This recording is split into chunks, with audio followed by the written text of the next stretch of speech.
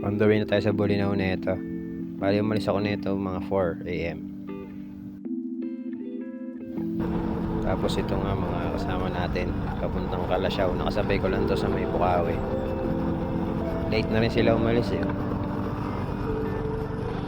Hoy! Signal!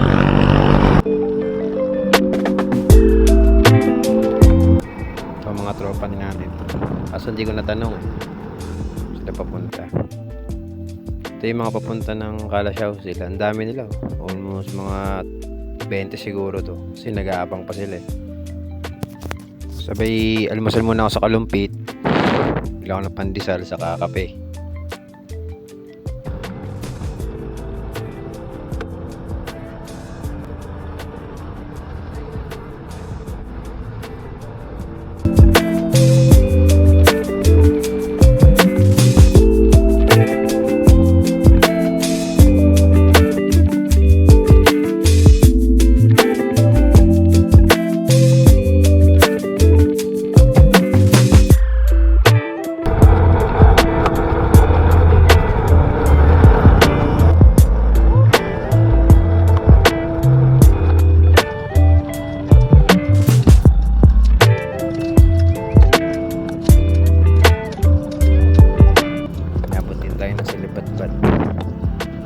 Mula palit dyan hanggang Bamban o Papas.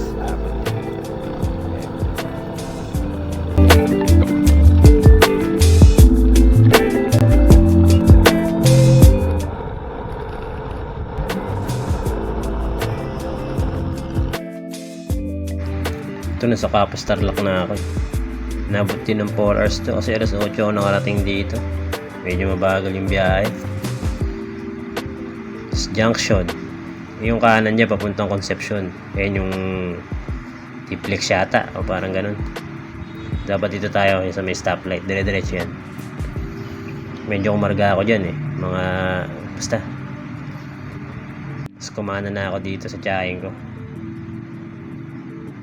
Ayan, mga kamusta tayo dyan sa Tarlac City.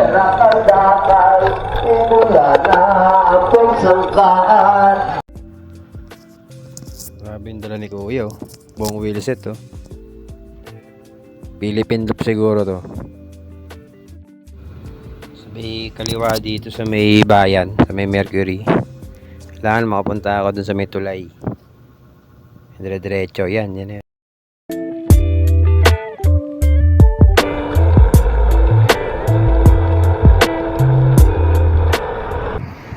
Muntik din dito, may mga ahon-ahon din dito konti. Rolling Hills to. Hindi ko alam kung anong bayan to. Santa Ignacia yata. Papunta na tayo ng Kamiling. Ayan o, puro ahon o. Basta babaybay natin to papuntang mga Tarim. Tapos San Vicente ba yun? Basta makikita nyo mamaya.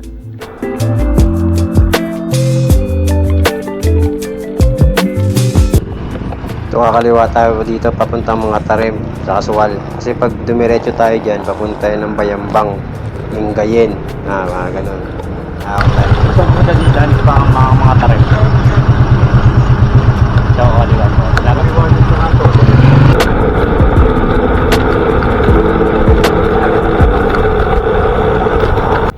Yan na, Pangasinan na tayo. Kanina pa ako nasa Pangasinan, hindi ko na video nyo sa may tulay. Ginagawa kasi. Ito San Leonardo na to. Matraffic dito. Inabot ako ng 99 dito. Nang. Sinakop na nila yung kabilang lane sa sobrang traffic.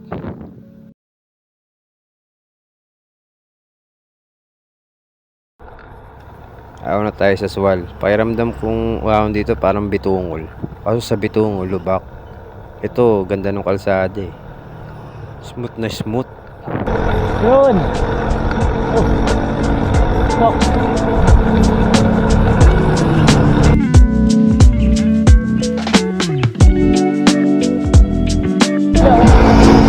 Ayan, Isabela.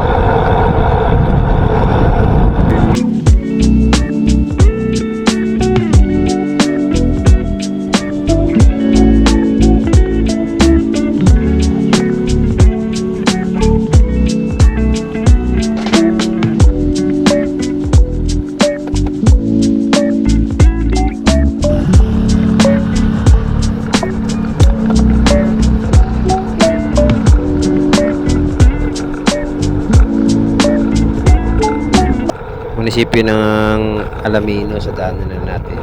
Kasi kakanan ka sa may Revolton na yan. Ayan, papunta na yan ng ang Andred Islands. Ito na sa Banina tayo nito, alas 5. Pero ang init pa rin, oh. Tignan mo yung araw, oh. Parang dingkidama. Tapos municipal hall na ng Bani. Huwag kang kakaliwa dyan, papunta yan ng Zambales. Dito ka sa kanan. Puntang Bolinao na to. Yes, ano ba yung Dakap Norte? Diretso lang po. Pagdating mo lang dyan. Kaliwa ka. Diba po? Maraming salamat to ah.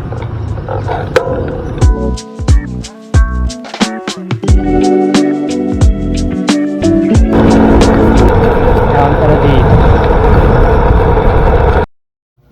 Ito yung Snake Road, papuntang Bolinao. Last na to. Medyo makunat ng konti o dahil pagod na ako, nakaka 230 na yata ako na ito.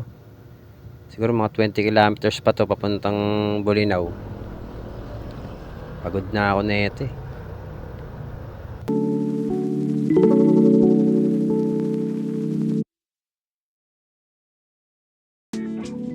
Kung pupunta kayo ng Patar, ito yon. Pagkatapos mo humahon, kakaliwa ka dito. Pag gusto mong sa bayan, yun, diretso ka dun. Ito, papunta ako sa Patar eh. Kinakontak ko na yung tutulugan ko.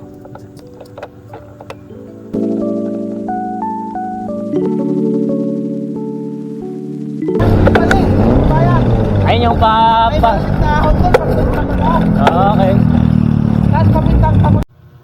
Wrong turn kami dito ni Ronald eh.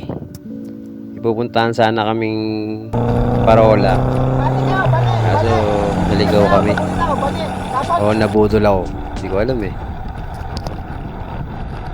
So kasi Ronald pala yan. Kasama ko na yan. Siya yung nagpatulog sa akin dito sa may Banimi. Natulugan ako. Malaki pa sa salamat ko sa kanya. Kayang oras.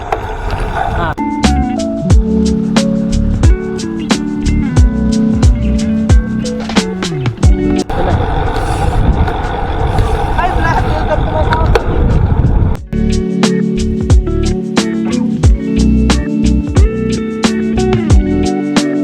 Dito na kami nag-iwalay ni Ronald. Kasi pupunta na ako ng lighthouse ng Bolinao sa may Patar. Lusong to eh, mga 1 kilometer lang siguro.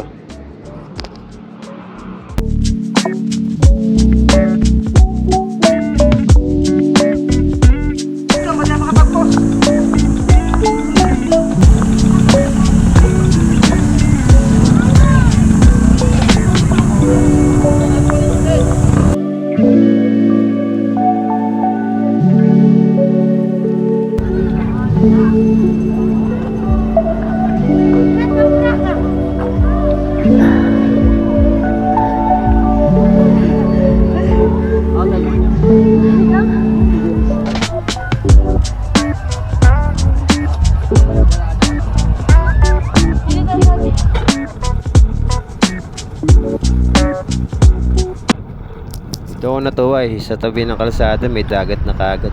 Lagay ka lang ng tent dyan. Okay na eh.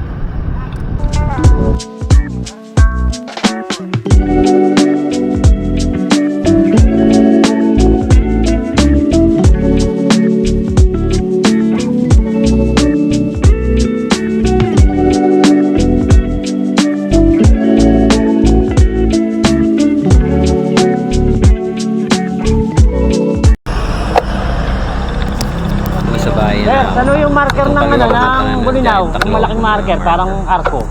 Arko.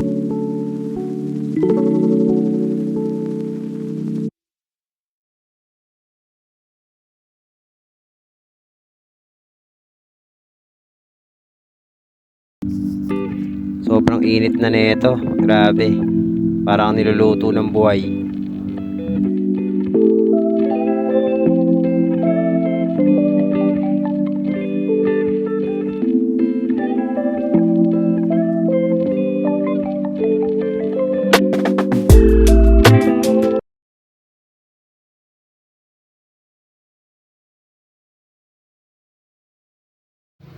Pauwi na ako nito at sasakay na ako ng bus sa may Alaminos. Halos 60 kilometers din hanggang Bulinaw.